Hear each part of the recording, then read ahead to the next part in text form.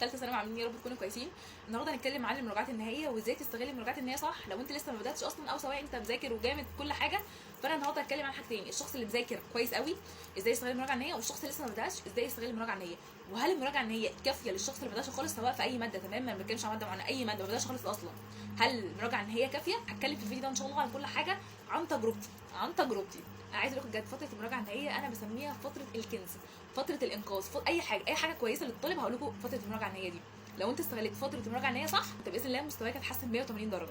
لان بجد انا شايفه ان المجهود اللي بيتبذل في المراجعات النهائيه بيكون اكتر بكتير جدا من المجهود اللي المدرسين بيبذلوه في اول السنه. طبعا انا اتكلمت ان انا خدت مراجعه نهائيه مع مستر فاروق، بجد اقسم بالله والله العظيم يا جماعه معلن قسما بالله انا كنت فعلا واخداها، حتى وريتكم الكتب بتاعتها. المراجعه كانت كافيه جدا جدا جدا معايا، والله العظيم لميت منها المنهج كله. بالنسبه للفيزياء مستر محمود مجدي برده المراجعه بتاعته كويسه جدا. مستر محمود مجدي او مستر حسن ماهر او مستر محمد عبد المعبود، المراجعات النهائيه موجوده على اليوتيوب مجاني. انا كل اللي انا هشرح لكم ده مجاني على اليوتيوب، مش بقول لك اشترك من منصات، هقول لك على اليوتيوب افتح يوتيوب هتلاقي المراجعات دي موجوده. طب دلوقتي هتلاقي مراجعه مستر نور فاروق مش موجوده، ليالي الامتحان يا جماعه بتاعت 2024 هو ده المنهج. اقسم بالله يا جماعه في كميه تفاصيل، المنهج كله مشروح تاني. فانتوا لو ما بداتوش ومش لاقيين مراجعات، ليالي الامتحان بتاعت 2024 وجزء اللايفات، اوعوا تنسوا جزء اللايفات ده لان اصلا ده اللي فيه كل حاجه. جزء اللايفات وجزء المراجعات النهائيه بتاعت 2024 في المنهج تاني. انت لو خدت لي كل فرع كده فيهم هتخلص اصلا. فما تكبروش الدنيا في العربي يتلم. انا مشكلتي في الفيزياء مش مشكلتي في العربي، اصلا العربي يتلم كل ما تتلم الا الفيزياء. مستر محمد عبد المعبود بجد القناه بتاعته مليانه فيديوز كتير قوي، يعني بجد والله العظيم ربنا يجعل العلم ده ينتفع بيه. كميه فيديوهات كتير، كل سنه بيعمل فيديو جديد، كل سنه. هات لك اي فيديو مراجعه الفصل الاول بيبقى شرح حرفيا في 7 ساعات. هل ال7 ساعات مش كافيين؟ هو لما الفصل الاول هو اصلا كله على بعضه، الاول بيساوي فيه على ار والتوصيل على التوالي التوازي قانون كيرشف، هو ده الفصل الاول كله. لا كافيين. بالنسبه للاحياء مستر محمد ايمن يا جماعه، عشان مش عارفه دكتور احمد الجوري منزل بلاي ليست كامله ولا لا. مستر محمد ايمن الليالي الامتحان كامله موجوده، يعني شرح كل باب تقريبا في 7 ساعات تقريبا او 6 ساعات برده، شرح تفصيلي فيه كل حاجه. اصلا الاحياء ماده ادبيه كمذاكره ولكن علميه في الحل، يعني انت لو ذاكرت اصلا من الكتاب هي نفس المعلومات اللي المستر هيقولها لك. دكتور محمد ايمن او دكتور احمد الجوهري المنهج كامل، اكتب بس كده مراجعه الدعم والحركه هيظهر لك كذا فيديو، مراجعه الهرمونات هيظهر لك كذا فيديو، مراجعه التغاثر، مراجعه المناعه، البيولوجيا الجزيئيه، كل ده تمام. فبجد الفيديوهات دي كافيه جدا. نتكلم برده عن الانجليش. الانجليش بصراحه انا مش متذكره انا ليه سمعتها، كنت بسمع باليونت تمام. مستر انجليشاوي كان بيعمل اليونت اصلا في ساعتين، فانت مثلا لو سمعت 12 يونت في 24 ساعه، يعني انت لو بجد قعدت، انا اصلا كنت بعمل اي فيديو على سرعه دبل، انا كنت بعرف اتفرج على اي فيديو على سرعه دبل بجد، وده مش عشان انا بسرع، انا مش بفهم غير لما يكون سرعه 2. عايز اقول لكم ان انا اي فيديو بيقابلني دلوقتي برده على طول سرعه 2، لو فيديو اصلا ما بتعملش سرعه 2 بسكيب على طول، ما عنديش وقت انا للكلام ده. فانا كنت بعمل مثلا اليونت على سرعه 2، مثلا اليونت بتاخد معايا ساعه. والانجليش نفس الكلام اللي بيتقال في الشرح التفصيلي هو اللي بيتقال في المراجعات، هو اللي بيتقال في ليله الامتحان، هو نفس القواعد ما بتتغيرش من اولى ابتدائي. انت الماضي البسيط اللي انت واخده من اولى ابتدائي هل اتغير عن الماضي البسيط اللي بتاخده من ثالثه ثانوي؟ هو بالظبط.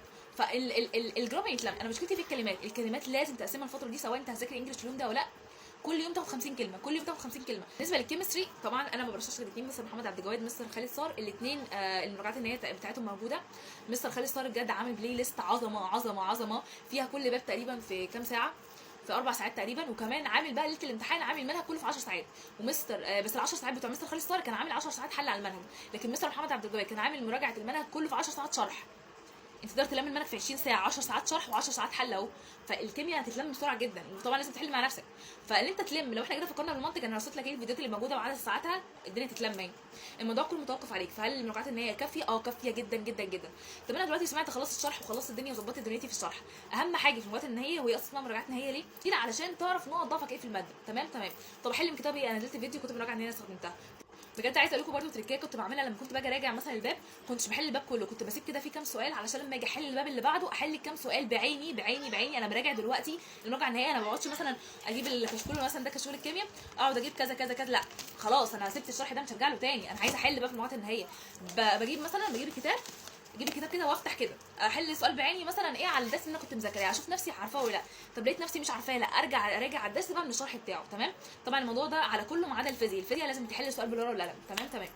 يبقى بجد المراجعه النهائيه كافيه. كافيه. ليالي الامتحان كافيه، ده ليالي الامتحان كافيه لوحدها. انت متخيل بجد ليالي الامتحان اللي هي اصلا بجد انت لما توصل ليالي الامتحان بجد انا نفسي بجد تقولي بعد ليالي الامتحان تكتبوا لي في الكومنت في الفيديو ده يا سلمى بجد كان عندك حق. عارفه ان في ناس من كتر ما هي متوتره ما بتصدقش اي حد يقول لها انت هتلحق بجد، هي اصلا خلاص حاطه في دماغها لا انا مش هلحق، لا انا يا عم المدرس الفلاني شفت لسه مدرس قال اللي يبدا دلوقتي يا دوب نداله وننجح. انا بجد شفت مستر محمود مجدي وعايز اقول لكم ان انا صورت فيديو على الموضوع ده، بس انا يعني لقيت الموضوع مش مستحق ان انا اطلع اصلا ارد واتكلم.